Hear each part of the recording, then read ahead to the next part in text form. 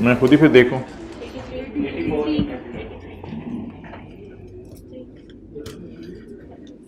अच्छा,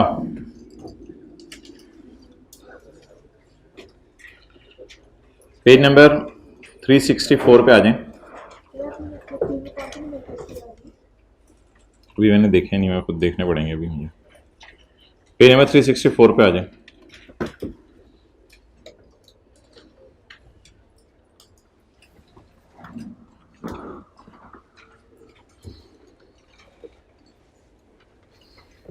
ये जो डब्बा है, ये जब हम कर लेंगे तो जो बाकी डब्बे रह गए हैं इस चैप्टर में वो ऑटोमेटिकली हो जाएंगे, तो फिर ये चैप्टर हमारा खत्म हो जाएगा। अच्छा, अटेंटिव रहें, बात सुन लें। ये सारी चीज़ें आसान सी हैं। एक बिजनेसमैन ने अपनी सेल का रिकॉर्ड रखना होता है, परचेजेज और एक्सपेंसेस का रिकॉर्ड रखना होता है, कैश के आने और जाने का रिकॉर्ड रखना होता है, अपने स्टॉक का रिकॉर्ड रखना होता है, और टी अकाउंट्स बनाने होते हैं जिन्हें आप जनरल लेजर कहते हैं। तो एक बिजनेसमैन ने कौन कौन से रिकॉर्ड रखने हैं? सेल का रिकॉर्ड, परचेज और एक्सपेंसेस का रिकॉर्ड, पैसे आने जाने का रिकॉर्ड, टी अकाउंट्स बनाने हैं जिन्हें आप क्या कहते हैं? जनरल लेजर, और उसके बाद स्टॉक एंड ट्रेड का रिकॉर्ड। नोट कर लें, कर लिया हाईलाइट? ओके,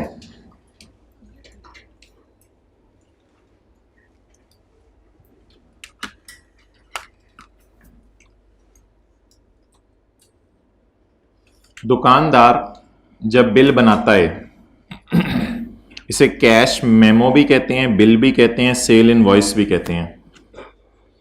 दुकानदार जब बिल बनाता है तो बिल पे अपना नाम लिखता है, बिल के ऊपर अपना सेल्स टैक्स का रजिस्ट्रेशन नंबर लिखता होगा, अपना कोई अगर नेशनल टैक्स नंबर है वो लिखेगा, बिल सीरियली नंबर होते हैं, बिल पे डेट लगी होती है, क्वांटिटी लिखी होती है, पर्टिकुलर्स लिखे होते हैं, अमाउंट लिखी होती है बिल के ऊपर। तो ये डिफरेंट चीजें हैं जो दुकानदार बिल पे लिखता है। अच्छा, एक क्वेश्चन मार्क मैं आपसे पूछने लगा हूं, क्या बिल पे आपका नाम लिखता है?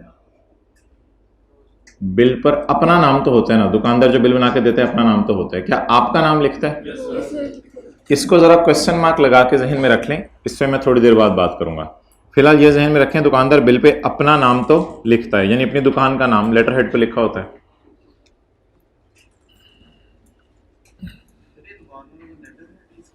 क्या चीज? हाँ, लेटर हेड के ऊपर जो आपने जो भी फॉर्मेट बिल का बनाया हुआ है। सीरियली नंबर्ड एंड डेटेड, ये जो मैंने आपको दिखाई है, इसे कैश मेमो भी कहते हैं, इनवॉइस भी कहते हैं, रसीद भी कहते हैं, दुकानदार बना के देते हैं for each transaction of sale. हर सेल पे दुकानदार आपको बिल बना के देता है और रसीद देता है कंटेनिंग द फॉलोइंग। इस पे क्या क्या लिखा होता है देखें, सेलर का नाम, किसका नाम? सेलर का नाम, और सेलर या बिजनेस का नाम, उसके पता, सेलर का अपना पता लिखा होता है, सेलर का अपना नेशनल टैक्स नंबर, सेलर का आईडी कार्ड नंबर, और सेलर का सेल्स टैक्स रजिस्ट्रेशन नंबर। कितनी चीजें बेची हैं, क्या बेची हैं और कितने की बेची हैं, और अगर सर्विसेज हैं तो क्या प्रोवाइड की हैं, और अगर आप होलसेलर हैं, डिस्ट्रीब्यूटर हैं, डीलर हैं और कमीशन है, ये मैं अगली बात आपको बताता हूं। आपका नाम बिल पे नहीं आता। गोरमे में आप चीजें खरीदने चले जाएं, आपका नाम वो नहीं पूछेंगे। केक्स एंड बेक्स में चीजें खरीदने चले जाएं, आपका नाम नहीं पूछेंगे। किसी रिटेल स्टोर के ऊपर आप पेप्सी की बोतल खरीदने चले जाएं, आपका नाम नहीं पूछेंगे। लेकिन अगर आप 10,000 से महंगी चीज खरीद रहे हैं तो फिर आपका नाम पूछा जाएगा। जैसे आप एसी लेने चले जाएं तो कहते हैं सर आप अपना नाम बता दें, हम जरा बिल पे लिख दें। तो 10,000 से महंगी चीज खरीदें तो आपका नाम पूछा जाएगा। तो आपका नाम बिल पे असूली तौर पे नहीं आता, लेकिन अगर आप 10,000 से महंगी चीज खरीद रहे हैं तो फिर आपका नाम भी आएगा। Where a single transaction exceed 10,000, the name and address of the customer. ये सेलर है या बायर है? बायर। तो सेलर का नाम तो हमेशा ही आएगा, बायर का नाम तब आएगा जब 10,000 से महंगी चीज है। हाँ, वो कुछ असल में ये होलसेलर, डिस्ट्रीब्यूटर, डीलर और कमीशन एजेंट से अगर आप लें तब ऐसा होता है। ओके, अगली बात मोहतरम ये है, क्या दुकानदार, माशाल्लाह बहुत मेहरबानी की आपने भाईजान लेट आके, क्या दुकानदार हर बिल बनाए तो उसमें 3 कैटेगरीज हैं। अगर 100 रुपए से सस्ती चीज बेच रहे हैं तो दुकानदार बेशक बिल ना भी बना के दे, कोई मसला नहीं। 100 रुपए से सस्ती चीज बेच रहे, बिल ना भी बनाए, कोई मसला नहीं। 100 रुपए से 10,000 की चीज बेच रहे हैं या महंगी चीज बेच रहे हैं तो बिल बनाए। 100 से 10,000 की चीज बेच रहे तो आपका नाम ना पूछे लेकिन बिल बना के दे, और 10,000 से ऊपर की चीज बेच रहे तो आपका नाम भी पूछे, बिल भी बना के दे। अब तरतीब से चलिएगा। 0 से 100 रुपए की चीज बेच रहे हैं, दुकानदार अगर बिल ना भी बना के दे कोई मसला नहीं। 100 रुपए से 10,000 की चीज बेच रहे हैं तो ऐसी सूरत में दुकानदार जो है वो बिल बना के दे, आपका नाम ना भी पूछे तो खैर है। 10,000 से ऊपर की चीज बेच रहे हैं तो बिल भी बना के दे और आपका नाम भी पूछे। Where transaction does not exceed 100 रुपया तो 1 और more bill for all transaction में बी मेंटेन्ड, इशूड नहीं। तो दुकानदार क्या करे, अगर 100 रुपए से कम वाली चीजें बेच रहे हैं ना तो दुकानदार फिर ऐसे करे कि भाईजान एक टॉफी मैंने बेची है 10 रुपए की, दूसरा बंदा आया उसने 3 टॉफियां ली, उसे मैंने 30 रुपए की बेची, टोटल टॉफियों की सेल 40 बस। लेकिन ये मेंटेन करे अपने पास बिल बना के 2 3 4 इकट्ठे, या इसको इश्यू भी करे, मेंटेन करे, पर बिल फिर बनाने की जरूरत नहीं है, बना के अपने पास रख ले दुकानदार। चलें जी, अब जबानी याद कर लें साथ साथ आज वाला जो भी है। सेलर बिल पे क्या क्या चीजें शो करेगा, अपना नाम, अपना एड्रेस, अपना national tax number CNIC number, और CNIC नादरा से इशू होगा, नेशनल टैक्स नंबर FBR से इशू होगा, ये इनकम टैक्स के लिए होगा, और सेल्स टैक्सेशन नंबर भी FBR से इशू होगा, ये सेल्स टैक्स के लिए होगा। उसके बाद चीज़ों की क्वांटिटी वगैरह तो बिल पे आ रही होती है, और अगर होलसेलर, डीलर, डिस्ट्रीब्यूटर चीज़ें बेच रहे हैं और सिंगल चीज़ 10,000 से महंगी है तो फिर बायर का नाम भी पूछे, ना सिर्फ नाम पूछे बल्कि उसका एड्रेस भी पूछे। लेकिन अगर 100 रुपए से सस्ती चीज़ है तो फिर बिल बनाने की भी जरूरत नहीं है, बिल बना के अपने पास खुद ही रख ले। ओके, आगे तो खुद ही पढ़ लें क्या है। कैश एंड बैंक में क्या किस किस चीज का रिकॉर्ड होगा, डेली कैश एंड बैंक में पैसे आ रहे होंगे आपके पास, सेल से भी आ रहे होंगे, पेमेंट्स करे होंगे तो पैसे जा रहे होंगे, परचेज करे होंगे तो पैसे, एक्सपेंसेस कर रहे होंगे तो पैसे। लेकिन इसमें कोई डबल एंट्रीज की जरूरत नहीं है, छोटे मोटे दुकानदार हैं ये, इन बेचारों का प्रॉफिट 5 लाख से कम है। उधर देखें, उधर टैक्स पेयर विद इनकम, अच्छा एक्सीडिंग 5 लाख, 5 लाख से ज्यादा है, 5 लाख से ज्यादा है। लेकिन फिर भी आपके लिए ये जरूरी नहीं है कि आप डबल एंट्रीज करें, आप बेशक सिंगल एंट्री बुक्स बना लें। सिंगल एंट्री का मतलब है कैश बुक बना लें जिसमें कैश का आना शो करें, बस क्रेडिट करने की कुछ जरूरत नहीं अपने रिकॉर्ड के लिए। सिंगल एंट्री बुक्स मेंटेन करें, जो रोजाना पैसे आ रहे हैं, जो रोजाना सेल हो रही है, जो रोजाना परचेज हो रही है, और डिफरेंट हेड्स ऑफ एक्सपेंसेस में जो पेमेंट्स हो रही है, तो बस इसकी एक एक एंट्री करते रहें, कोई double entries, proper accountant hire करने की जरूरत नहीं है।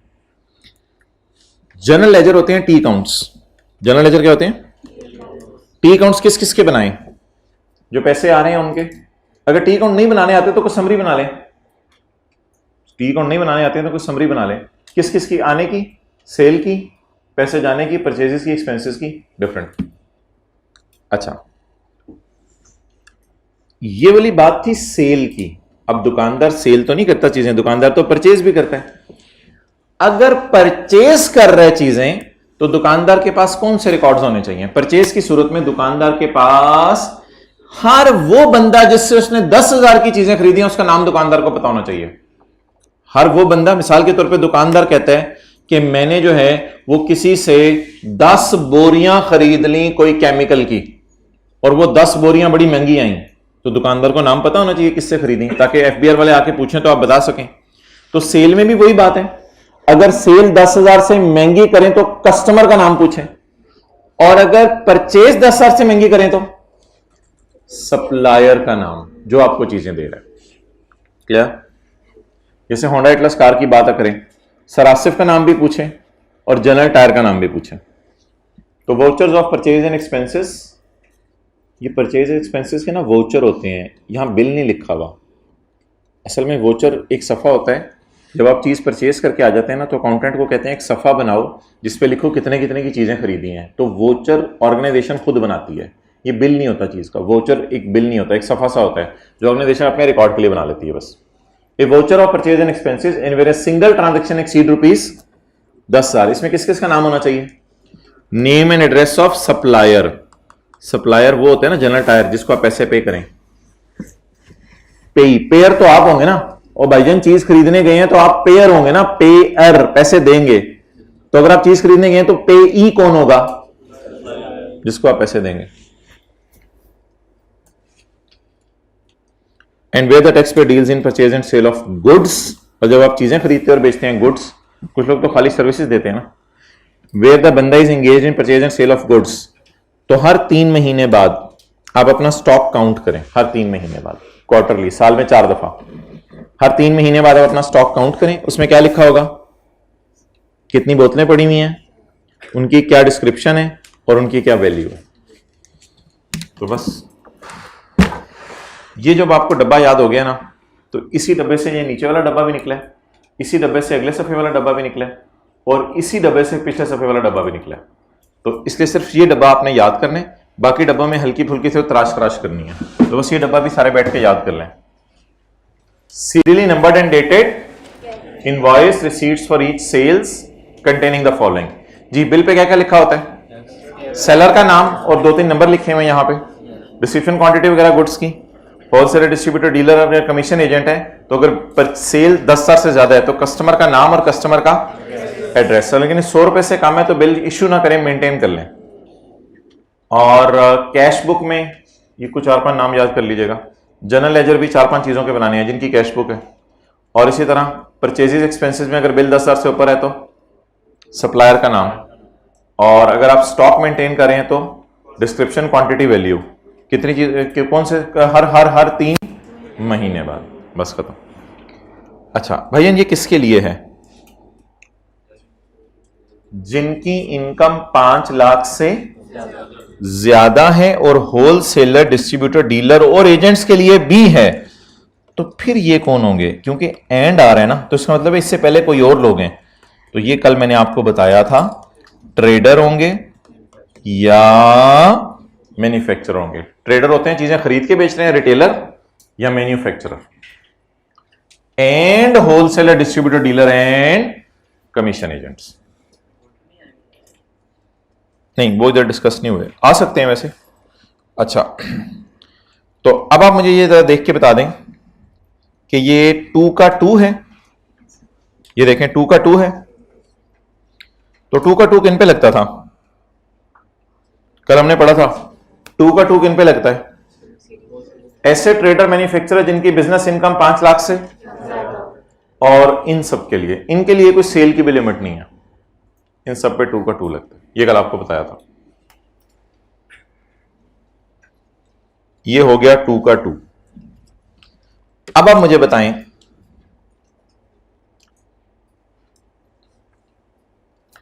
जिनका प्रॉफिट 5 लाख से कम है, इनके लिए तो प्रॉफिट या सेल की कोई लिमिट नहीं है ना, इन लोगों के लिए लिमिट है। जिनका प्रॉफिट 5 लाख से कम है या जो नए टैक्स पेयर हैं, इनके लिए रिकॉर्ड्स ज्यादा होने चाहिए या कम होने चाहिए? ये तो 5 लाख ज्यादा कमा रहे हैं, ये 5 लाख से कम कमा रहे हैं, इनके लिए रिकॉर्ड ज्यादा होने चाहिए या कम होने चाहिए? कम होने चाहिए। अब 2 के 1 में आ जाए। 2 के 1 में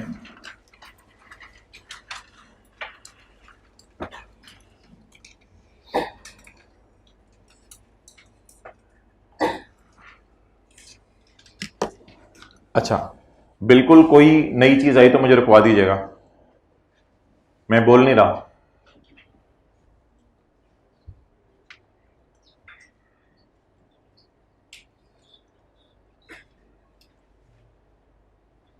कोई चीज मिस हो रही तो भी बता दीजिएगा।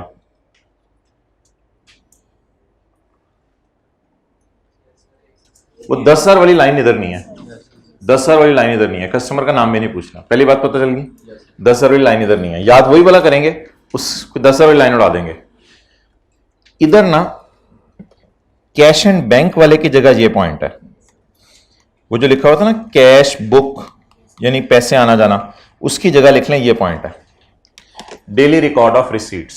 आगे अंग्रेजी वही है, लेकिन कैश बुक की जगह पेपर में लफ्ज क्या लिख के आएंगे, डेली रिकॉर्ड ऑफ रिसीट्स।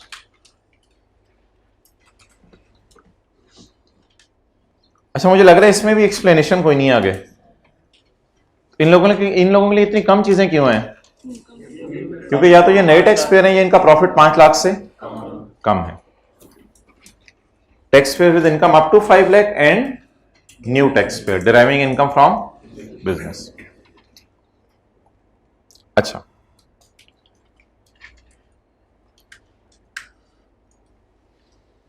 ये हो गए 2 का 1, 2 का 2 हो गया। अब जो 2 का 4 है, ये तो बहुत बड़े गेम डाली हुई है इन्होंने, इनकी तो सेल ही 25 लाख से ज्यादा है साल की। इनके लिए जो हमने रिक्वायरमेंट्स पढ़ी हैं ऑलरेडी, उनसे भी ज्यादा होनी चाहिए या कम होनी चाहिए? ज्यादा होनी चाहिए। तो जरा 2 का 4 ट्राई करते हैं। 2 का 4 page 365, manufacturer with sale exceeding 25 lakh. मैं बोल नहीं रहा, जहां कोई नई चीज है बता दीजिएगा।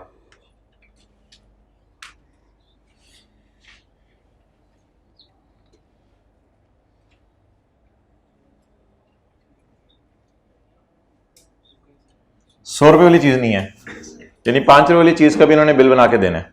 ठीक है, ₹100 वाली चीज यहां नहीं लिखी हुई, पहली लाइन मिस हो गई। दूसरा, cash book and bank book, आगे रिटेल नहीं लिखी हुई। Cash book and bank book, आगे रिटेल नहीं लिखी हुई।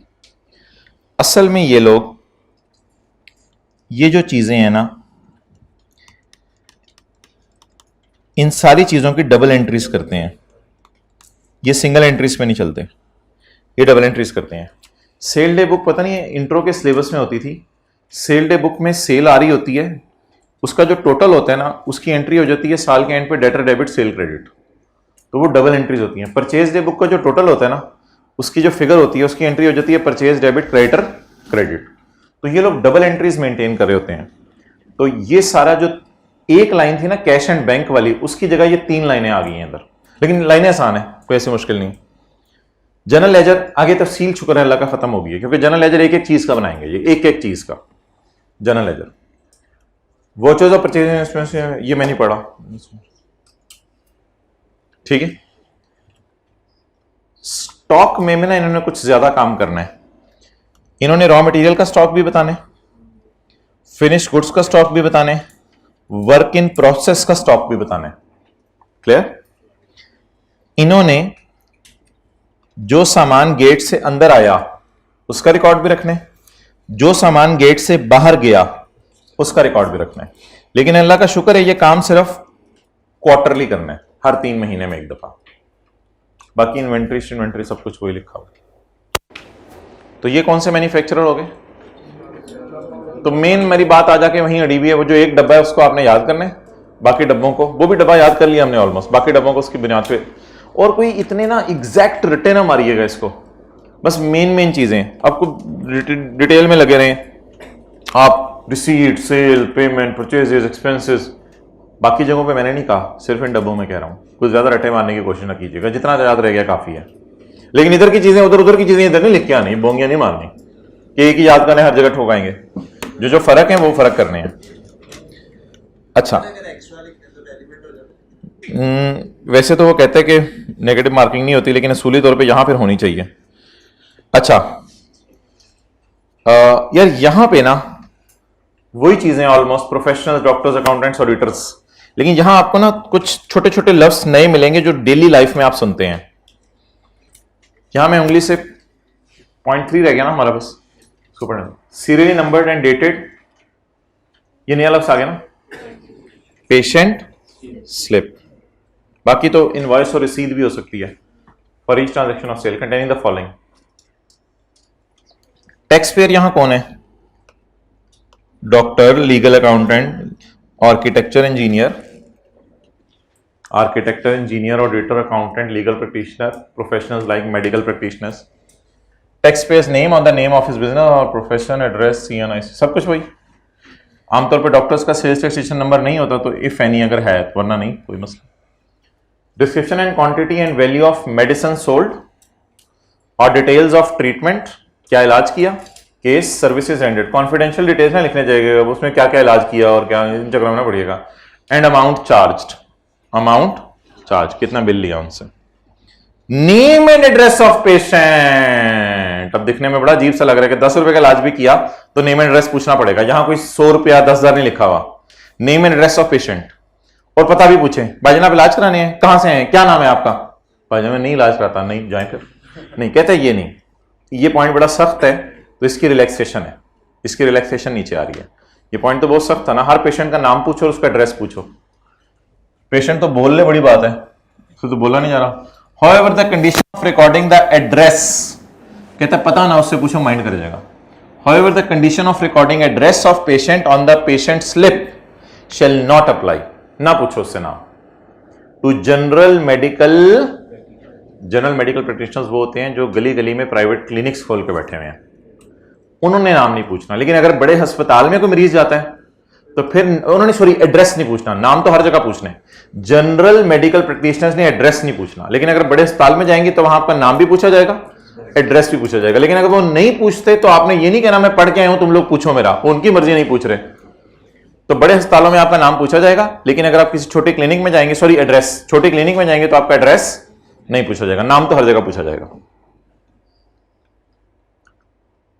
ये एक नई चीज है जिससे आप बहुत फेमिलियर हैं। आप फोन करके डॉक्टर के PA को कहते हैं मैं डॉक्टर साहब को आंखें दिखानी है, तो दांत दिखाने हैं, कुछ कर लो, कान दिखाना है डॉक्टर साहब को, तो कहते हैं आ जाए जी, डायरी में अपना नाम लिखवा दें। तो daily appointment and engagement, doctor की एंगेजमेंट डेली होती है। अच्छा, daily appointment and engagement diary in respect of clients and patients provided that this class shall not apply to general medical. वो लोग डायरी ना भी बनाए तो कोई मसला नहीं, बस फोन पे ही काम चलाएं। और ये वो जो कैश टाइप चीज थी, डेली रिकॉर्ड ऑफ रिसीट्स, और ये vouchers of purchases and expenses. तो ये एक आपने डब्बा याद करना है, बाकी डब्बे ऑटो पे लगे होंगे, लेकिन ऑटो गियर लगाने के लिए भी देखना पड़ता है कौन से में चल रही है। अच्छा,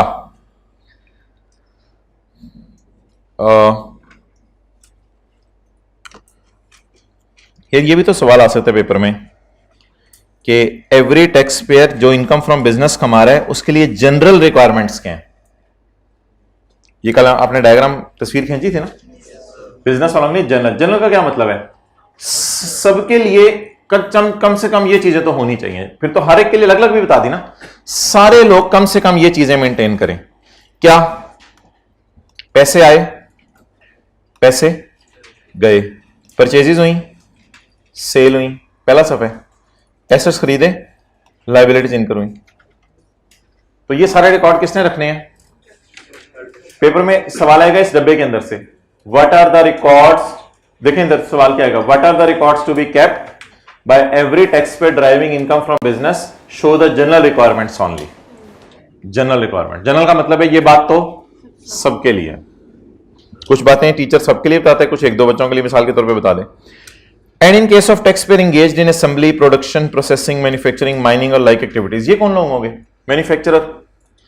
तो इनके पास मटेरियल का रिकॉर्ड भी होना चाहिए, लेबर का रिकॉर्ड भी होना चाहिए, और ओवरहेड्स का रिकॉर्ड भी होना चाहिए। ये बात तो कल पढ़ ली थी, 6 साल तक रिकॉर्ड संभाल के रखने हैं।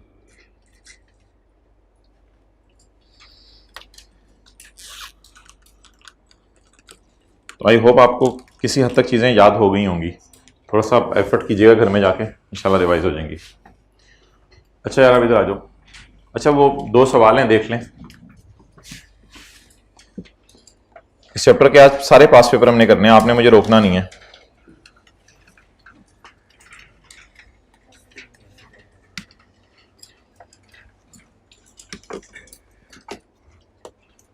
Question number 3, requirements of books of accounts to be maintained by taxpayer who has business income up to 5 lakh.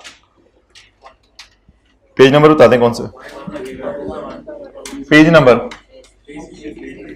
360 3.2 का 1।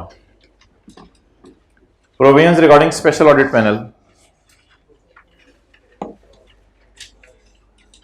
ये तो कल पढ़ा था ना, पेज 367।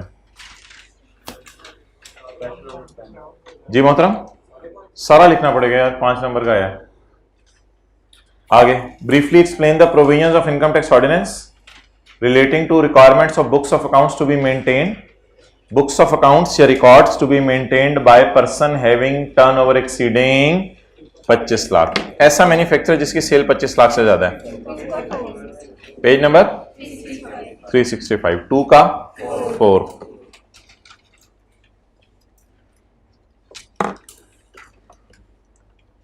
वैसे आईकैप के पीछे पड़े हुए हैं कि ये डब्बे निकाल दे सिलेबस से। आईकैप मान भी जाता है बात, कई चीजें आईकैप ने कहने पे सिलेबस से निकाली भी हैं, ये डब्बे नहीं आईकैप निकाल रहा सिलेबस से। चलें, कोई इतना मसला नहीं, 10-15 मिनट 2-3 दिन तक आप देंगे तो ये डब्बे याद हो जाएंगे, कोई ऐसी मुश्किल चीजें नहीं है इसमें, रटा प्रोग्राम ही है सारा। लेकिन अगर बात समझ आ जाए सेल परचेज और ये सारी, तो फिर भी आसान है याद करना। अच्छा चलें जी, आज बड़ी इंपॉर्टेंट हमारी क्लास है सेल्स टैक्स के एतबार से। आप सारे डंडे बजे जरा। सेल्स टैक्स में किसने अपने आप को रजिस्टर करवाना है? इससे पहले आप मुझे ये बता दें कि इनकम टैक्स में किसने अपने आप को रजिस्टर करवाना है? इनकम टैक्स में तो रजिस्टर वाला लफ्ज हमने शायद कहीं पढ़ा ही नहीं पूरे इनकम टैक्स में। लेकिन एक बात हमें पता है कि जिस बंदे की इनकम 4 लाख से कम है उसने टैक्स जमा नहीं कराना। जब टैक्स जमा नहीं कराना तो फिर उसने नेशनल टैक्स नंबर भी नहीं लेना। लेकिन अगर आप लोग हैं तो आप लोगों ने इनकम टैक्स में नहीं जाना, क्योंकि आप ना 2 लाख कमा रहे हैं, ना 3 लाख कमा रहे हैं, ना 4 लाख कमा रहे हैं, इसलिए आपने इनकम टैक्स वालों के पास नहीं जाना। लेकिन आज सवाल मेरा यह है कि सेल्स टैक्स वालों के पास कौन जाएगा? सेल्स टैक्स वालों के पास अक्सर आपसे बात हो चुकी हुई है कि कौन कौन जाएगा। एक तो मैन्युफैक्चरर्स जाएंगे। मैन्युफैक्चरर्स आपको पता है, सारा बताते हैं आपको पता है। एक है कॉटेज इंडस्ट्री, छोटे मैन्युफैक्चरर, 10 से कम एम्प्लॉइज हैं और घरों के झुरमट में फैक्ट्री खुली हुई है। और एक है other than cottage industry. Sales tax में किसने रजिस्टर करवाना है अपने आप को? Other than cottage industry. ये हैं छोटे मैन्युफैक्चरर और ये हैं बड़े मैन्युफैक्चरर। इन्होंने अपने आप को रजिस्टर करवाना है, इन्होंने अपने आप को सेल्स टैक्स में रजिस्टर नहीं करवाना। अच्छा, रिटेलर्स में किसी को कैटेगरीज अगर याद हो तो मुश्किल ही है शायद याद हो, हैं याद? टायर 1, ऐसे अजीब सा नाम था टायर 1, बड़े रिटेलर। इधर ना बड़ों का नाम है, इधर छोटों का नाम है। इधर छोटों का नाम कोई नहीं है तो छोटों को क्या कहेंगे? Other than tier 1। और एक बात आपको याद करा दूं, इन्होंने बिजली का जो बिल है, बिल किसका? इलेक्ट्रिसिटी का, इन्होंने इसी के साथ टैक्स जमा करा देना होता है। तो इसलिए इनको सेल्स टैक्स का नंबर लेने की जरूरत नहीं है, इनके बिजली के बिल में टैक्स डल के आ जाएगा। इन्होंने नॉर्मल तरीके से 17% पे टैक्स देने, तो इन्होंने अपने आप को रजिस्टर करवाना है। इसके अलावा सारे होलसेलर, डीलर, इंपोर्टर और वो सारे लोग, इनके लिए सेल की कोई लिमिट नहीं, छोटे बड़े की कोई लिमिट नहीं। इन सब ने अपने आप को क्या करवाना है? रजिस्टर करवाना है। इसके अलावा commercial exporter, commercial exporter, commercial exporter कौन होता है? अच्छा, मैन्युफैक्चरर एक्सपोर्टर कौन होता है? जो बना के एक्सपोर्ट करे। चलें, कमर्शियल एक्सपोर्टर कौन होता है? जो खरीद के एक्सपोर्ट करे। जो क्या करे? खरीद के एक्सपोर्ट करे। ठीक है, ये वो लोग हैं जिन्होंने अपने आप को सेल्स टैक्स में क्या करवाना है? रजिस्टर। एक और होगा लग्जरी सीट्स बेचने वाला, आउटपुट में एक दफा बात की थी, वो अलग से मैं नोट कर लूंगा। तो इन दोनों बातों को फिलहाल नोट करने की जरूरत नहीं है, ये दोनों बातें आप नोट कर लें। सफा मैं बता देता हूं। हम चैप्टर 24 शुरू करने लगे हैं। 23 सेल्स टैक्स में ना 2 चैप्टर हैं, साथ साथ चल रहे हैं, 22 और 23।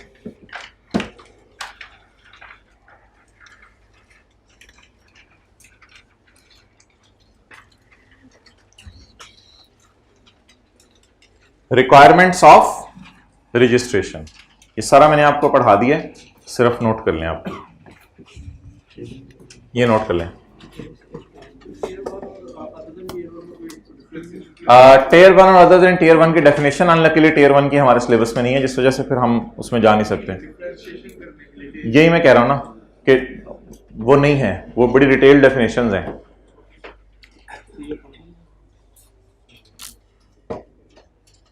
भाई ने जो सवाल पूछा है वो सुन लें। वो कह रहे हैं कॉटेज इंडस्ट्री की डेफिनेशन है, इसकी भी डेफिनेशन बता दें। इसकी डेफिनेशन नहीं है हमारे सिलेबस में।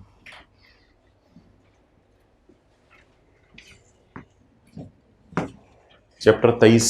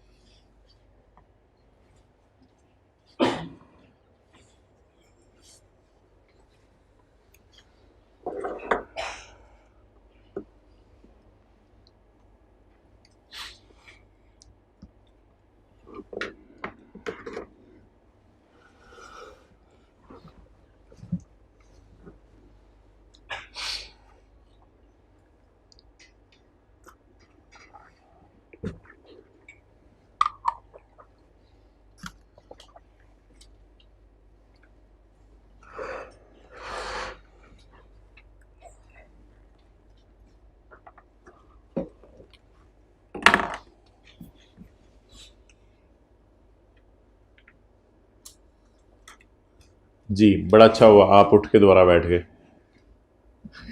और खैरियत से हो? अच्छा जी, रिक्वायरमेंट ऑफ रजिस्ट्रेशन। अच्छे बच्चे। द फॉलोइंग पर्सन्स, चलो भी उधर ही रखो। अच्छा, ये अगर आपको भूला हुआ है टायर 1 और अदर देन टायर 1, तो ये मैं आपको दिखा दूं। ये हमने पढ़ा हुआ है चैप्टर 22 में। चैप्टर 22 में हमने पढ़ा था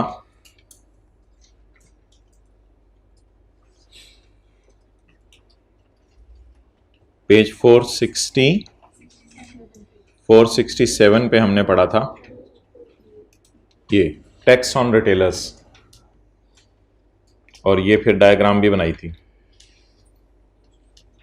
छोटे मंथली बिल के साथ टैक्स देंगे और बड़े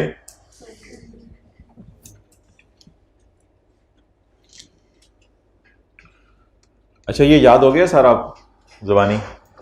इसको इधर से बस पढ़ लें अब एक दफ़ा। The following persons making a taxable sale in Pakistan including a zero rate sale are required to be registered. A manufacturer who is not running a, तो फिर वो कौन सी इंडस्ट्री होगी? बिग इंडस्ट्री होगी ना, who is not running a cottage industry. A retailer who is liable to pay sales tax. लेकिन चंद रिटेलर्स ऐसे हैं जिन्होंने अपने आप को रजिस्टर नहीं करवाना। चंद रिटेलर्स ऐसे हैं जिन्होंने अपने आप को register, except such retailers required to pay sales tax through his बिजली का बिल। तो बताएं वो कौन से होंगे who is liable to pay sales tax? Tier 1। और वो कौन से होंगे जो पे करते हैं सेल्स टैक्स थ्रू बिजली का bill? Other than tier 1।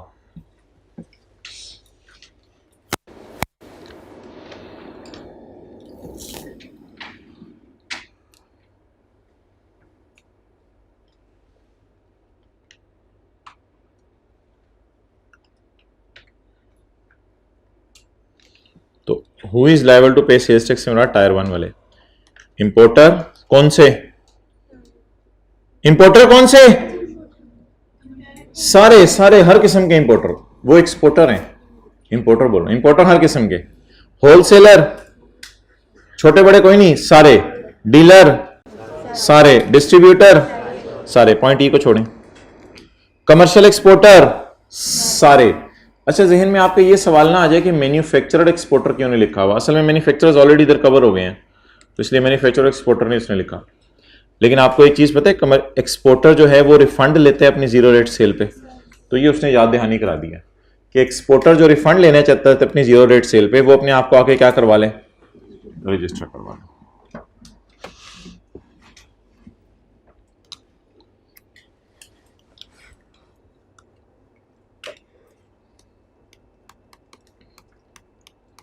Luxury seat seller ने सेल्स टैक्स लेना था या फेडरल एक्साइज लेना था? होंडा कार ने 30 लाख वाली गाड़ी 35 लाख 10 हजार की बेची, तो 5 लाख 10 हजार क्या लिया?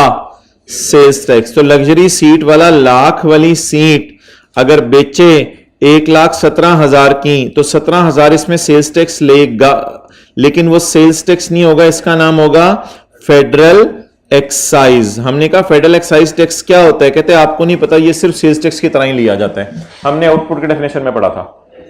Output means tax recovered on production and sale of goods made by luxury seat seller. ये फेडरल एक्साइज लॉ के तहत सेल्स टैक्स हमसे लेता है, लेकिन वो फेडरल एक्साइज टैक्स होता है जस्ट लाइक सेल्स टैक्स। तो ये एक फिक्रा अजीब सा है, ये आपको याद करना पड़ेगा, बाकी तो आपको भी याद हो गए हैं। A luxury seat seller required to be registered for tax collection. You are required to be registered for tax collection. हमने कहा ये कौन सा टैक्स है? कहते हैं वो मैं नहीं बताता, आप एज्यूम कर लो it is just like a sales tax. लेकिन जो रजिस्टर कराएंगे आप अपने आप को किसी और लॉ में कराएंगे, सेल्स टैक्स में नहीं करवाएंगे रजिस्टर। तो किसी और लॉ में रजिस्टर होंगे तो बाय डिफॉल्ट सेल्स टैक्स में भी आप रजिस्टर समझे जाएंगे। तो ये शायद फेडरल एक्साइज एक्ट की बात करना चाह रहे हैं। ये जो फेडरल और प्रोविंशियल लॉ लिखा है इसमें फेडरल एक्साइज एक्ट के तहत अपने आप को रजिस्टर करवाएंगे।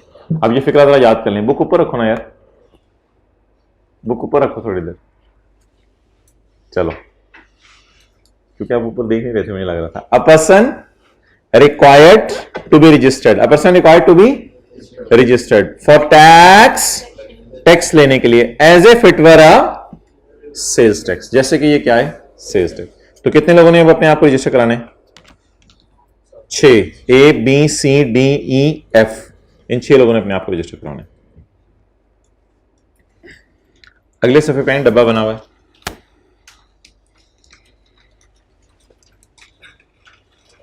आज हमने एओपी का एक न्यूमेरिकल करना है। और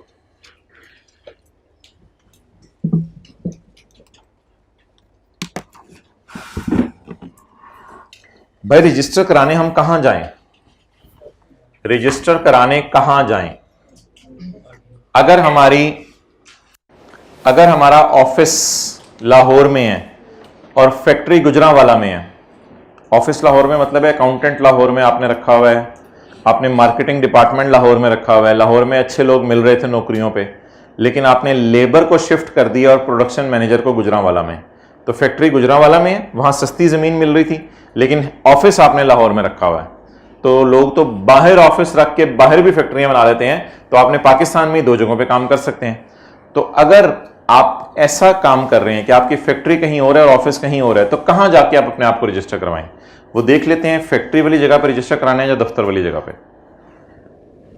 जुरिस्डिक्शन, इलाका, किस इलाके में जाके आप अपने आप को रजिस्टर कराएं। या तो आप क्या होंगे, या आप इनकॉर्पोरेट नहीं हुए होंगे, यानी आप कंपनी के तौर पे इनकॉर्पोरेट, तो फिर आप क्या होंगे? इंडिविजुअल। या कंपनी में या तो आप, सारी बातें हमें आती हैं, पब्लिक कंपनी होंगे या प्राइवेट कंपनी होंगे। पब्लिक में या तो आप लिस्टेड अनलिस्टेड से कोई फर्क नहीं पड़ता, एक ही चीज है, या तो लिस्टेड होंगे या अगर आप लिस्टेड कंपनी या अनलिस्टेड कंपनी है और पब्लिक कंपनी है तो आपकी फैक्ट्री नहीं हम पूछेंगे कहां पे है। फैक्ट्री अगर आपके गुजरांवाला में है और ऑफिस आपका लाहौर में है तो लाहौर के कमिश्नर को कहें मुझे रजिस्टर कर दो। गुजरांवाला के कमिश्नर को जाके नहीं बताना मुझे रजिस्टर कर दो, रजिस्ट्रेशन तो एक ही जगह मिलेगी ना। तो पूरे पाकिस्तान के लिए आपको सिर्फ लाहौर के कमिश्नर के पास जाना पड़ेगा और वहां जाके अपने आप को आप क्या करवा लेंगे, रजिस्टर। लेकिन अगर आप प्राइवेट कंपनी है, अगर आप चीजें बना रहे हैं और आपकी फैक्ट्री पत्तोकी में है और आपका ऑफिस कराची में है तो फिर आप पत्तोकी के कमिश्नर के पास जाएं, वेयर फैक्ट्री इज लोकेटेड। तो इधर क्या लफ्ज लिख के आएंगे, जहां आपका ऑफिस है, और इधर फैक्ट्री। और अगर आप प्राइवेट कंपनी है और आप चीजें बना के नहीं बेच रहे, फिर क्या कर रहे होंगे, खरीद के बेच रहे होंगे, फिर आप कहां रजिस्टर करवाएं अपने आप को, place where main business activities are carried on, where main business activities are. ये तो इसकी तो फैक्ट्री होगी नहीं ना, इसकी तो फैक्ट्री होगी नहीं। अब इसकी 4, 5, 6 ब्रांचें होंगी, स्टोर्स होंगे, ब्रांचेस होंगी 4, 5, कोई किसी शहर में कोई किसी शहर में। फिर किस ब्रांच में जाके अपने आप को रजिस्टर करवाएं, किस ब्रांच में जाकर रजिस्टर करवाएं, place where the main business activities are carried on. अब ये 3 लफ्ज आपने याद करने हैं, इधर ऑफिस का लफ्ज है, इधर मेन बिजनेस एक्टिविटीज का लफ्ज है और इधर फैक्ट्री का लफ्ज है। अब कौन लोग रह गए, who are not incorporated under company law, यानी इंडिविजुअल्स और एओपीज। अगर आप ऐसे इंडिविजुअल हैं कि आपका मैन्युफैक्चरिंग यूनिट और office, business premises office mix लफ्ज यूज होते हैं, मैन्युफैक्चरिंग यूनिट और ऑफिस एक ही जगह है तो फिर तो टेंशन नहीं, place where the business is means office, वो तो एक ही जगह सब कुछ, बस place where business is carried on लफ्ज लिखाएंगे आप।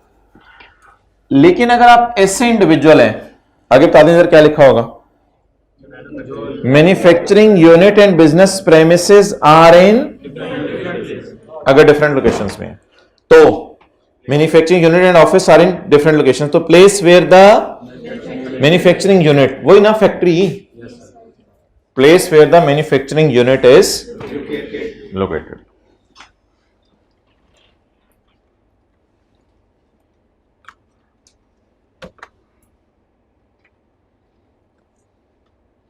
यहां से पढ़ते हैं,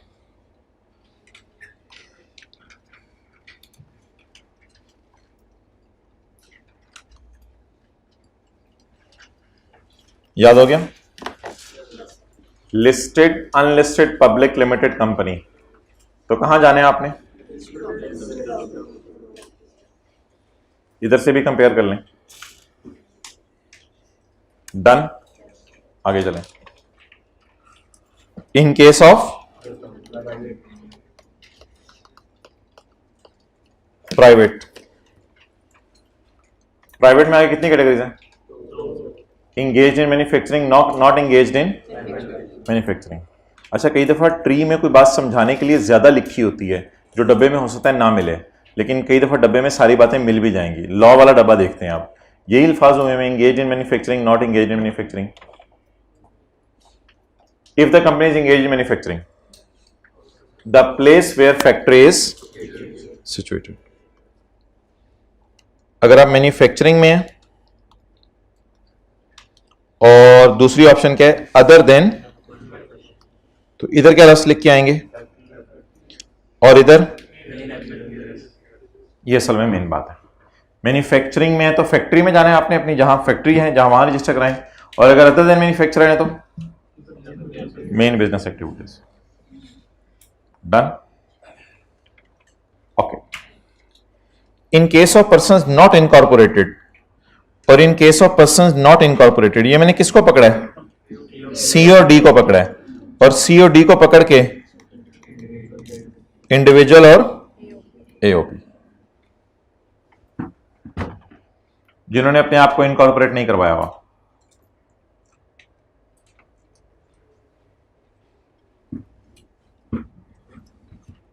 अच्छा,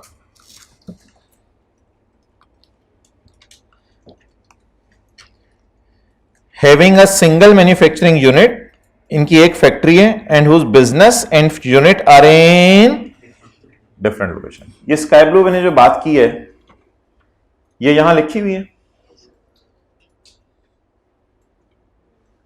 लेकिन जो ये मैंने बात की है ये नहीं लिखी हुई।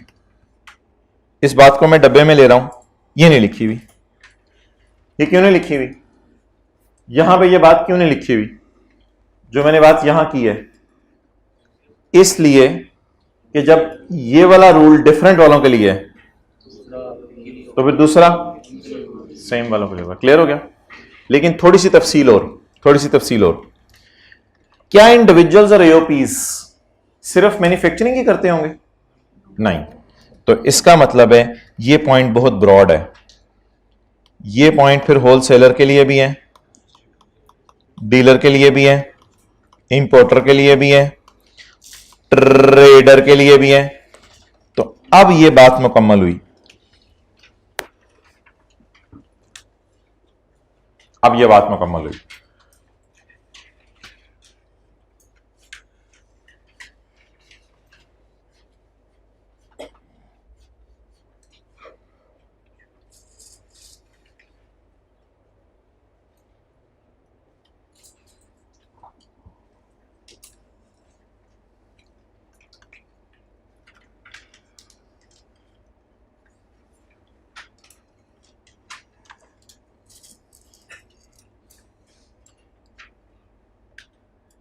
जी, सर्दी लग रही है? जैसे जैसे भी बच्चे काम होते जाएंगे क्लासों में, सर्दी बढ़ती जाएगी क्लास में। अच्छा, in case of person not incorporated, the jurisdiction इलाका where the business is actually carried on, ये वाला हो गया। तो एग्जामिनर जो लफ्ज ढूंढेगा ना वो ये येलो वाला ढूंढेगा आपके उसमें, business is actually carried on. कभी मेन बिजनेस एक्टिविटीज लिख रहा है, कभी business is actually carried on. और अगर आपकी फैक्ट्री और बिजनेस प्रेमिस से डिफरेंट जगहों पे हैं तो मैन्युफैक्चरिंग यूनिट का लफ्ज एग्जामिनर ढूंढेगा, where manufacturing unit is located.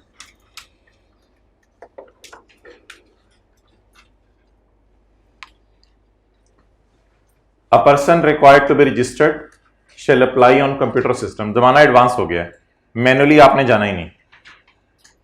आपने अप्लाई करने कैसे जाना है? कंप्यूटर सिस्टम के जरिए। आप खुद चले जाएं अगर आप ओनर हैं, अगर पार्टनरशिप फर्म है तो पार्टनर या मेंबर को भेज दें, और अगर कंपनी है तो किसको भेज दें? डायरेक्टर को। Application will specify the regional tax office, ये एब्रीविएशंस लिखी हुई है ना। एप्लीकेशन से specify the regional tax office, उस रीजन का regional tax office, where the registration is the इलाका इज एज फॉलोस। इलाके ही हैं जी। वो उन्होंने तो रीजन बनाए हुए ना, दफ्तर अपने अलग अलग बनाए हुए, एफबीआर के ही हैं ऑब्वियसली ये तो। हाँ, तो कंप्यूटराइज उस रीजन वालों को रिक्वेस्ट करनी है ना कि आप कर दें उसमें रीजन। अच्छा जी, ये डब्बा बड़े टैक्स पेयर्स पे नहीं लगता। बड़े टैक्स पेयर्स कौन है? हमें इससे कंसर्न नहीं है। बहुत बड़ी बड़ी मछलियां, द इलाका ऑफ बड़े टैक्स पेयर्स शैल बी बता बाय बोर्ड। बहुत बड़े बड़े टैक्स पेयर्स के लिए कौन रूल बनाएगा? बोर्ड बताएगा। अच्छा, ये तो बात होगी बड़े टैक्स पेयर्स की। बाकी जो ये लोग हैं ना, ये सारे, इन सब के लिए भी बोर्ड रूल बदल सकता है। एफबीआर में transfer the registration where business और वेयर ऑफिस, और बिजनेस और ऑफिस इंटरचेंजेबली यूज होते हैं, वेयर बिजनेस और वेयर ऑफिस और where manufacturing unit is located. तो इनको उठा के फैक्ट्री वाले में रजिस्टर करने को मजबूर कर दे, इन वालों को उठा के फैक्ट्री से ऑफिस वाले पे, तो ये पूरे डब्बे की एक्सेप्शन है ये लाइन। और आपने सेल्स टैक्स में अक्सर पढ़ा है, एंड पे जब हम पूरी बात पढ़ लेते हैं ना तो एंड पे लिखा होता है एफबीआर या फेडरल गवर्नमेंट में तो उनको अलग करके फेंक दें। सेल्स टैक्स में बार बार ये बात आ रही है, हर डब्बे के नीचे, हर पॉइंट के नीचे एंड पे लिखा होता है एफबीआर या बोर्ड कुछ भी कर सकता है, तो हमने जनरल रूल याद करने हैं, ये लाइन अलग से है। अच्छा, आईकैप जब आप जाते हैं फॉर्म जमा करवाने के लिए तो आप अपनी पिक्चर साथ अटैच करते हैं या भाई की, अपनी पिक्चर जवानी की? अच्छा,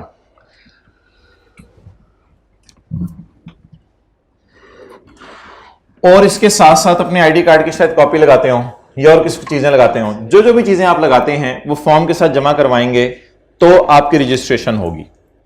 अगर आप अपने आप को सेल्स टैक्स में रजिस्टर करवाने जाएं तो आपको क्या क्या जमा करवाना पड़ेगा? The applicant having national tax number और इनकम टैक्स रजिस्ट्रेशन नंबर। अब एनटीएन लफ्ज यूज होता है, आपके पास एफबीआर ने इनकम टैक्स वाला नंबर आपको दिया होगा। एफबीआर ने कौन सा नंबर दिया होगा? इनकम टैक्स वाला। वही वाली लॉगिन डिटेल्स यूज कर लें एफबीआर की वेबसाइट पे और अपलोड कर दें। क्या क्या? ये सारी चीजें अल्लाह का शुक्र है आपको पता होंगी, इसमें से मुझे को बताने की जरूरत नहीं। क्या क्या चीजें अपलोड करें, जल्दी जल्दी बताएं। Bank account certificate, number 2 electricity supplier या गैस सप्लायर, वापडा और सुई गैस के बिल पे कोई नंबर लिखा होता है आपका, कंज्यूमर नंबर वगैरह, वो बता दें। अपलोड करना है, अपलोड बिल शील एक अपलोड कर दें एहतियातन।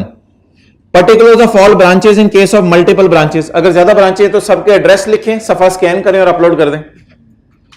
ग्लोबल पोजीशनिंग सिस्टम टैग्ड फोटोएं, फोटो किसकी? अपनी नहीं, बिजनेस प्रेमिसेस की। सड़क पे खड़े होके अपने आप को बीच में लेके बिजनेस प्रेमिसेस की तस्वीर खींचनी है, डायरेक्ट बिजनेस प्रेमिसेस की तस्वीर खींचनी है, दरमियान में चिड़िया भी ना आए। इन केस ऑफ मैन्युफैक्चरर, अगर आप मैन्युफैक्चरर हैं तो सड़क पे खड़े होकर तस्वीरें खींचने के बाद आपने अपनी फैक्ट्री के अंदर चले जाना है, यानी अपनी फैक्ट्री के अंदर चले जाना है और आपने एक एक मशीन के पास जाके पूछना है, पिक ले लूं? पेंट मशीन कहेगी मेरी पिक ले लो, फिर वेल्डिंग मशीन के पास जाना है, तेरी पिक ले लूं? फिर वेल्डिंग मशीन इजाजत देगी, मेरी पिक ले लो। पिकें ले ले ले ले लेके अब आपने फाइल बनाते रहने, अपलोड करते रहने पिकें, और फिर आपने बाहर आके बिजली के मीटर की भी पिक लेनी है और इन द एंड आपने गैस के मीटर की भी पिकें लेनी है। तो ये सारी पिकें पुकें लेके आपने डाउनलोड करके नहीं रख लेनी, आपने अपलोड कर देनी है, वो फिर डाउनलोड खुद ही कर लेंगे।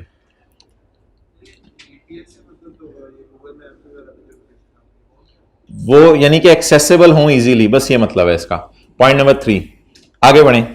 ऑन फर्निशिंग अबव डॉक्यूमेंट्स, बातों की डिटेल में हम जा सकते हैं बहुत ज्यादा, लेकिन कोई फायदा नहीं, और जहां जहां जाना मकसूद होगा। अभी एक लाइन, सिर्फ एक आधी लाइन में आपको पढ़ाऊंगा और उसको समझाने में मुझे 20 मिनट लग जाने हैं एओपी की, तो वो फिर जो बातें तफसील में जाने वाली है वहां जाएंगे। On furnishing the above documents, किसने फर्निश किए हैं? किसको? एफबीआर को। The computer system shall register the applicant, computer system आपको ये डॉक्यूमेंट्स मिलते ही क्या कर देगा? रजिस्टर करने के बाद आप अपना अंगूठा लगाने जाएंगे नादरा के दफ्तर। रजिस्टर करने के बाद 1 महीने के अंदर अंदर आप नादरा के दफ्तर जाएंगे और अपना थंब इंप्रेशन लगाने जाएंगे।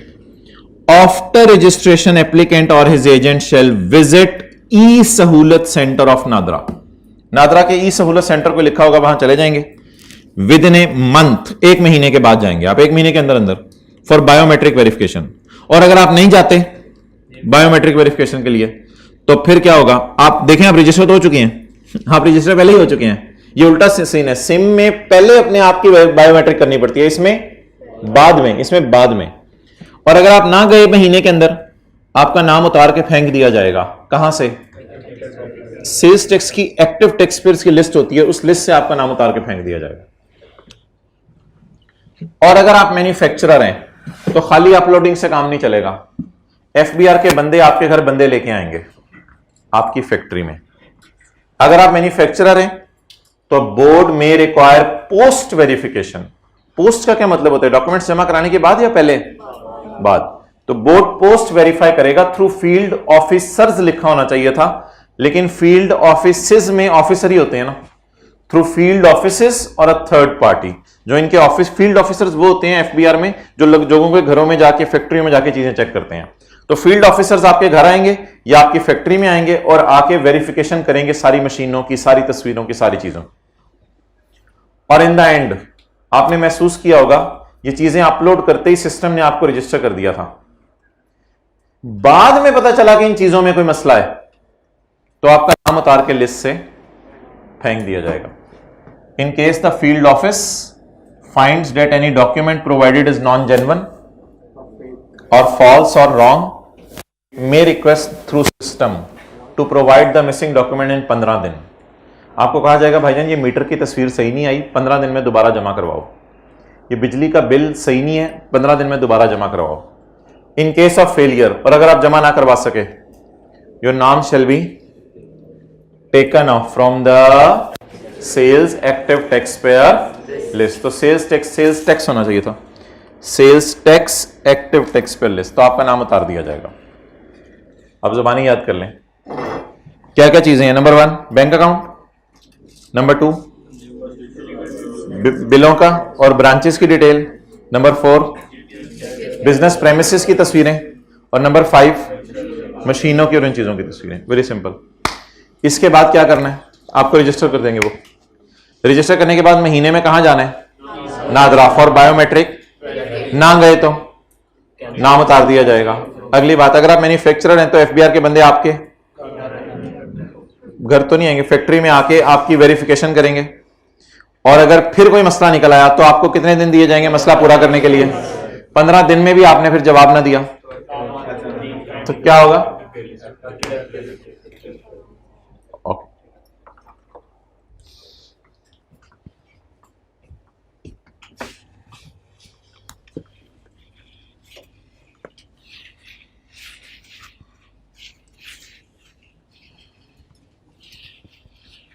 आपने हंसना नहीं है, इधर देखो यार। क्या केओपी है? उसका नेट प्रॉफिट है बिजनेस का, उसका नेट प्रॉफिट है बिजनेस का। जो दूसरी क्लास में मैंने यूज किया था डेटा, वही यूज कर लेते हैं।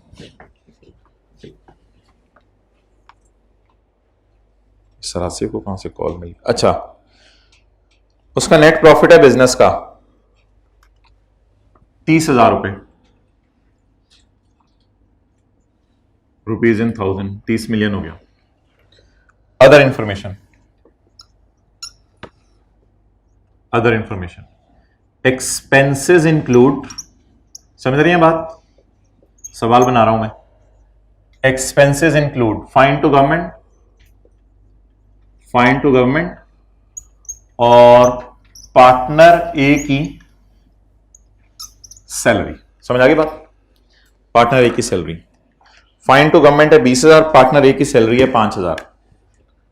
फाइन टू गवर्नमेंट 2,000, ज्यादा हो जाएगा 20,000, 2,000 और पार्टनर ए की सैलरी है 5,000। आप बताएं अगर मैं ये न्यूमेरिकल करवाऊं तो ये आपकी शान के खिलाफ है। क्यों आपकी शान के खिलाफ है? आपने कैलकुलेटर पकड़ना है, 30,000 में जमा कर देना है 2,000 और 5,000। आपने कहना है इनकम फ्रॉम बिजनेस इज 37,000, और है भी इसी तरह, है भी इसी तरह। तो बता दें जी क्या क्या मसले हैं प्रॉफिट में। प्रॉफिट तक पहुंचते हुए एक्सपेंसेस में क्या पड़ा हुआ है? फाइन टू गवर्नमेंट और पार्टनर ए की सैलरी। कोई मसला नहीं, टाइम जाया करते हैं, हमें क्या। पार्टनर्स के नाम बता दूं आपको? बता दूं। एक पार्टनर है ए, एक पार्टनर है बी और एक पार्टनर है पीटीसीएल कंपनी। जो इनकी प्रॉफिट शेयरिंग परसेंटेजेस हैं वो मैं आपको बता देता हूं। इनकी प्रॉफिट शेयरिंग परसेंटेजेस हैं 3:2:4, यानी 4, 5, 6, 7, 8, 9। 9 हिस्से हैं, 9 में से 4 हिस्से इसके हैं, 2 हिस्से इसके हैं और 3 हिस्से इसके हैं। ये मेरा सवाल मुकम्मल हो गया। ए का पर्सनल डेटा भी है कोई, किसका? ए का पर्सनल डेटा, वो इंशाल्लाह मैं आपको थोड़ी देर बाद बता दूंगा। फिलहाल इस डेटे की बुनियाद पे मैं किसका न्यूमेरिकल सॉल्व कर लूं? एओपी का। नोट करेंगे क्वेश्चन, ये हमारा क्वेश्चन है।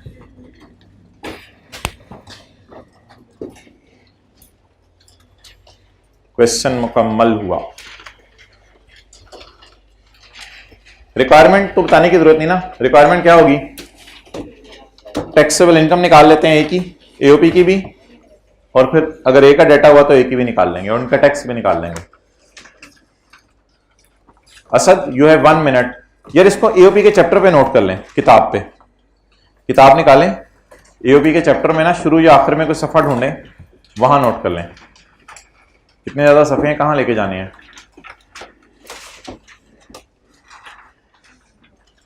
वली भाई अगर जुमे तक आपने आना है तो हाथ खड़ा कर दें। Excellent, well done.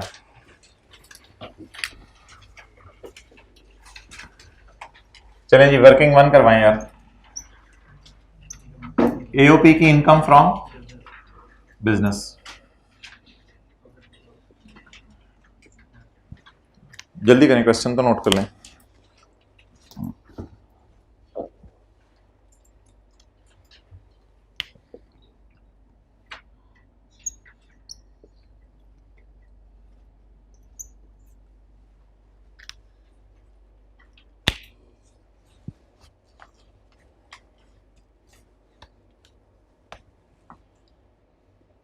जी मोहतरम, net profit,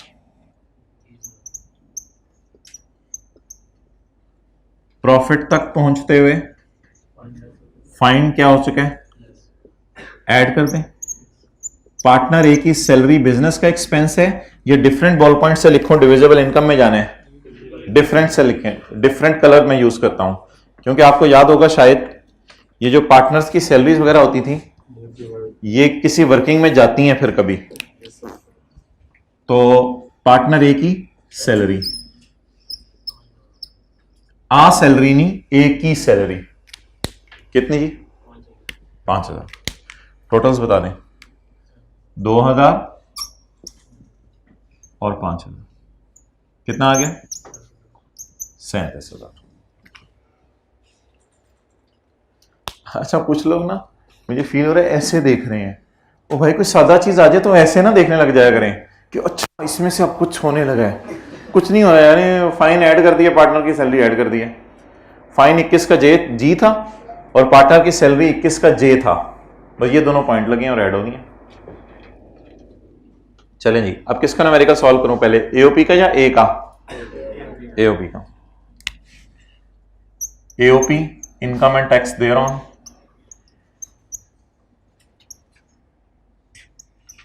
tax year 2000 XX।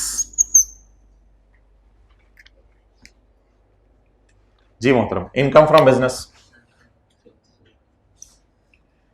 ये 37,000 असल में नहीं है, ये ना 37 मिलियन है। Income from business 37 million. Other source है कोई, कैपिटल गेन, तो मैं आपको तंग करने के लिए लिख रहा हूं ये ऐसे ताकि तेरा रिदम बन जाए। हम कहां खड़े हैं, क्या निकल आई, टैक्सेबल इनकम। बताइए जी कोई बंदा, टैक्सेबल इनकम कितनी आ रही है, कमाल कर दिया, टोटल कर दिया उन्होंने 37,000। अच्छा उधर बैठ के शर्मा रहा है, 37,000।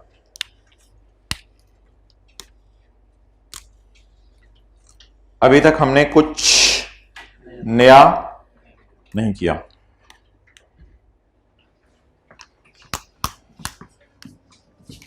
जी मोहतरम, कौन सा चैप्टर है ये, 12।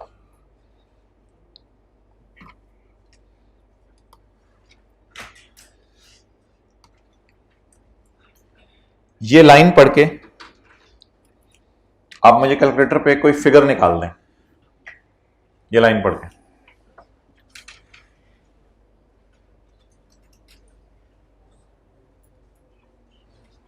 कोई फिगर निकाल दें कैलकुलेटर पे, I will really appreciate you. ये लाइन पढ़ के कोई एक फिगर निकालें, कितनी निकली, 1073। मेरा नहीं ख्याल ये सही फिगर है। एक्सेलेंट, 16,444। बहुत से बच्चों ने खुद निकाल लिया, आप लोग भी ट्राई करें।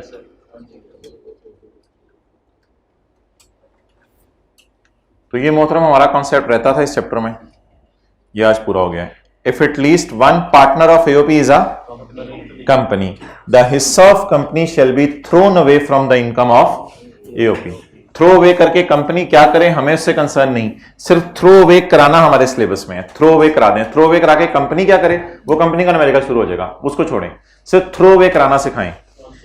आज तक मैंने टैक्सेबल इनकम में से कोई चीज लेस नहीं की, पूरे सिलेबस की बात कर रहा हूं, पूरे सिलेबस में जब से सिलेबस शुरू है टैक्सेबल इनकम से कोई चीज लेस नहीं की। टैक्सेबल इनकम पे तो सीधे जाके हम रेट लगाते थे, आज जिंदगी में पहली दफा टैक्सेबल इनकम के टी के नीचे मैं लेस लिखने लगा हूं। पूरे सिलेबस में आज तक कभी ऐसा नहीं किया था। लेस किसका हिस्सा फेंक दें, यहां से फारक करें, कंपनी का शेयर। अच्छा ये बताएं आप क्या करेंगे, 4 करेंगे या 4/9? 3 जमा 2 5, 5 जमा 4, तो कंपनी का असल में हिस्सा 4/9 है। ये 4 धोखा है, 3 जमा 2 जमा 4, 4/9 कंपनी का हिस्सा निकाल दें। निकाल के करें क्या, नहीं नहीं नहीं ये नहीं सोचना, कंपनी जो मर्जी करे उसको, उससे हमें कंसर्न नहीं, वो ना सोचो। 37,000 इंटू 4/9 1,16,444। ये जो ब्लू मार्कर में मैं लिख रहा हूं ये असल में ना नई बात है आज की, बस खत्म हो गया। टोटल्स वगैरह करें और चैप्टर 4 में जाके रेट निकाल दें। टैक्सेबल इनकम यार कितनी बच गई है बेचारी एओपी के पास, 20,556। चैप्टर 4 खोलें, टेबल 1, चैप्टर 4 खोलें, टेबल 1। ये किसका टैक्स अभी निकलने लगा है, एओपी का। आखिरी वाला लगेगा 20 मिलियन है, 20.5 मिलियन, 6 मिलियन से ज्यादा है। आखिरी वाला टेबल लगवाएं, 1,220 जमा 35% ऑफ, जमा 35% ऑफ, हाँ जी, एक्सीडिंग 6 मिलियन,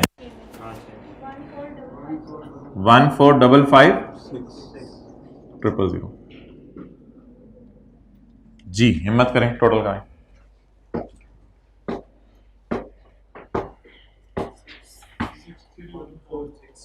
हाँ जी 6,314। ना ना ना बस 20,000 पे 6,000 टैक्स, लूट नहीं बचानी। 20 मिलियन पे 6 मिलियन टैक्स आगे ना करवाएं। 6,314।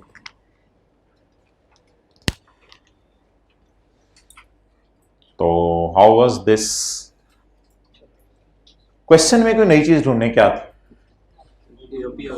पार्टनर इंडिविजुअल नहीं था, पार्टनर क्या था, ये सवाल में नई चीज थी। इसको जरा हाइलाइटर से हाईलाइट कर लें, पीटीसीएल कंपनी को, ये सवाल में नई चीज थी कि ए और बी और सी पार्टनर नहीं थे, बल्कि ए बी और एक कंपनी पार्टनर थे। अच्छा जी, ये किसका न्यूमेरिकल सॉल्व हो गया, एओपी का। अच्छा यार, ए कहते हैं मैंने कैपिटल गेन इनकम कमाई है पर्सनल। पर्सनल का क्या मतलब है, ये इसका जाती रेट है, जाती न्यूमेरिकल इसका शुरू करूं या पहले कुछ और करूं, क्या करें, ज्यादा वाली इनकम कम वाली इनकम भी तो गेम डालनी है ना, तो उसके लिए क्या करें, पहले डिविजिबल इनकम करें। डिविजिबल इनकम निकालनी याद है, जब भूल गई हुई है, सुहेल खालिद काजी टोटल डिविजिबल इनकम, इसको मैं वर्किंग ही कहूंगा। ये वर्किंग क्यों जरूरी है, ए के न्यूमेरिकल के लिए या एओपी के न्यूमेरिकल के लिए, एओपी के न्यूमेरिकल तो खत्म हो गया, ए के न्यूमेरिकल के लिए जी। क्या क्या लिखूं, ए बी, ना ना ना पुत्र नहीं, पीटीसीएल का है ही कुछ नहीं इसमें, तो बांटना क्या है। ये थोड़ी सी चीज जरा समझने वाली थी कि पीटीसीएल का कॉलम अब नहीं डालना। तो डिविजिबल इनकम कितनी है, 20,556, इसको बांटना है 20,556। अच्छा, किसी को कुछ चीज स्पेशली देनी है, वरना फिर बांटते हैं। सैलरी देनी है किसको, ए को, कितनी, 5,000, और बी की सैलरी टोटल 5,000, बाकी डिवाइड कर दें, बाकी प्रॉफिट शेयर में जी कितना 1 555 6। इसको जो ए और बी में बांटेगा ना, अब उसको आज क्लास में दूसरी दफा शाबाश मिलेगी। इसको जो ए और बी में सही बांटेगा,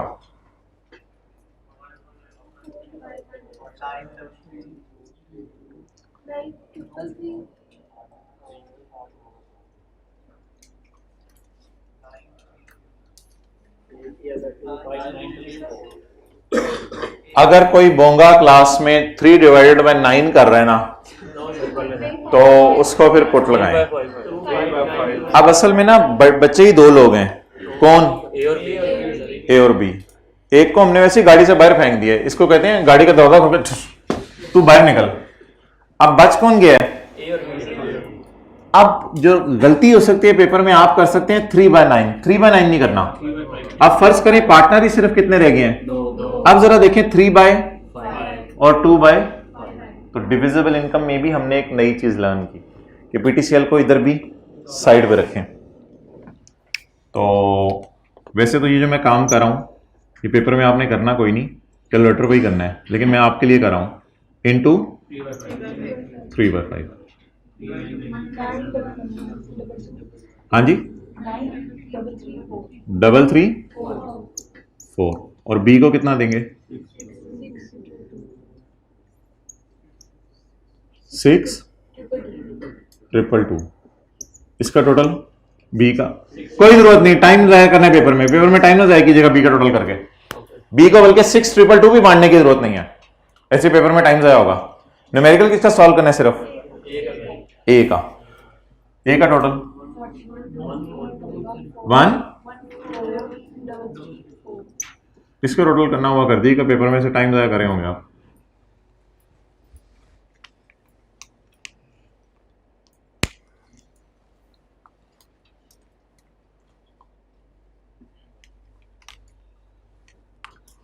अच्छा, आप घर वालों पे रोक तो नहीं डालते? इधर देखें कि 4 फिगरें मुझे पता चले ना तो मैं लुट मचा सकता हूं।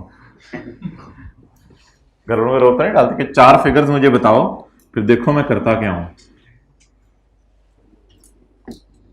अभी एक चीज और करनी है, मिस्टर ए का न्यूमेरिकल।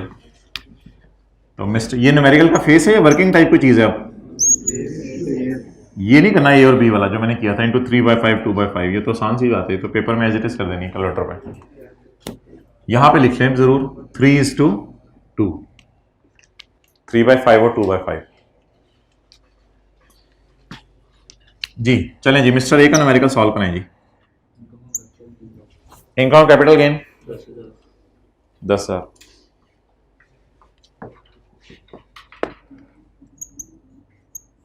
ये क्या निकल आई? Taxable income. ऐड कर दें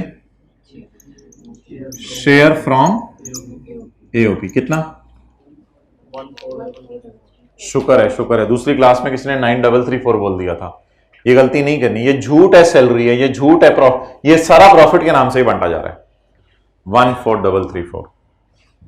ऐसे भी फिरके हैं जो इसको इनकम फ्रॉम सैलरी में डाल देते हैं एक ही, खुदा के लिए नहीं, ये झूठ है, ये प्रॉफिट के नाम से सारे पैसे बांटे जा रहे हैं जी। 14,334।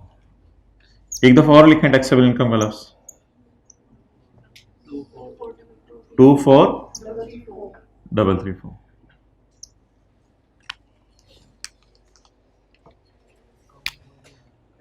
ये कम वाली इनकम आ गई, ज्यादा वाली ना। हाँ, अब टैक्स नहीं भाई, इतनी फीस नहीं दी हुई आपने, बस खुदा के लिए टैक्स और एक्चुअल टैक्स घर जाके निकाल लीजिएगा।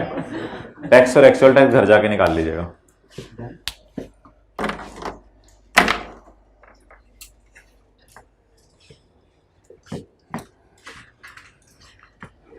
अच्छा, कितने लोग कहते हैं नया कॉन्सेप्ट तो समझ आ गया, मुझे तो याद आ गया कि एओपी में क्या क्या चीजें होती थी। अच्छा, एओपी तो न्यूमेरिकल ही पुल लेते थे, तो मैं तो एओपी का न्यूमेरिकल रिवाइज नहीं कराने आया था, और ना मेरा मकसूद और मतलूब था, वो तो लगे आता वैसे रिवाइज हो गया। हमने तो नई चीज देखनी थी। 2 जगह एहतियात करनी है। नंबर 1, पूरे सिलेबस में सिर्फ एक जगह टैक्सेबल इनकम में से कोई चीज लेस करनी है, सिर्फ वो यही होगा, और कोई सिनेरियो नहीं। और दूसरी बात, Who told you to shut down the books? You are not suppose to close the books till further orders. Who told you? किसके कहने पे चल रहे हो तुम? कौन है? पेज 509। सेल्स टैक्स की थ्योरी के सवाल साथ साथ खत्म करते रहें, ऐसे ही अपने ऊपर बर्डन मत डालें, साथ साथ खत्म करते रहें, अगस्त के लिए ना छोड़ें। Question 43 page 509 point 2। Mike on कर दो उधर, अब्दुल्ला चले जाओ, माइक ऑन कर दो। पॉइंट 2, 15 सेकंड में वीओएस बता दें, 50 रुपए नाम। पॉइंट 2, छोड़ें किताबें। 3.5 नहीं, हाथ खड़ा करें, उस क्लास में हाथ खड़ा करें। 15 सेकंड में वीओएस बता दें। कैलकुलेटर पकड़े ना। पॉइंट 2,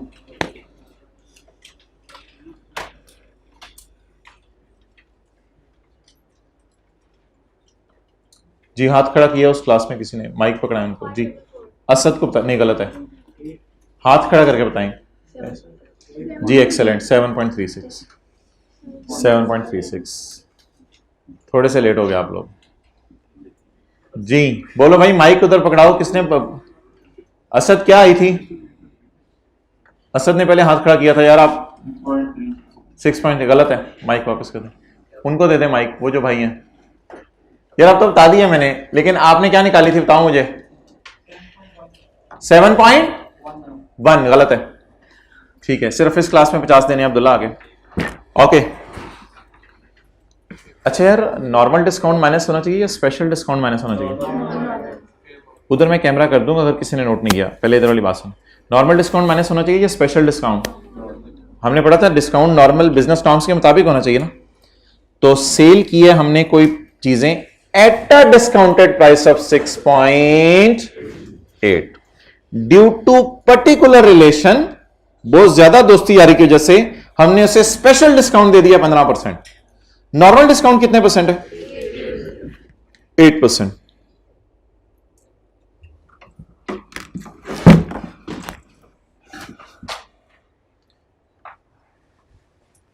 सौ माइनस 15,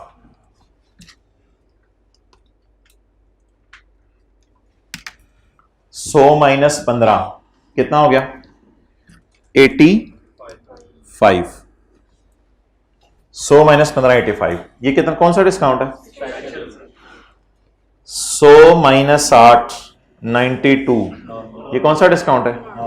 मैंने सवाल की रुपीस वाली फिगर्स यूज की हैं या अभी परसेंटेजेस से खेल रहा हूं? मुझे बताएं, हमारे सवाल में जो फिगर है वो 85% पे पड़ी हुई है या 92% पे? देखें जाके।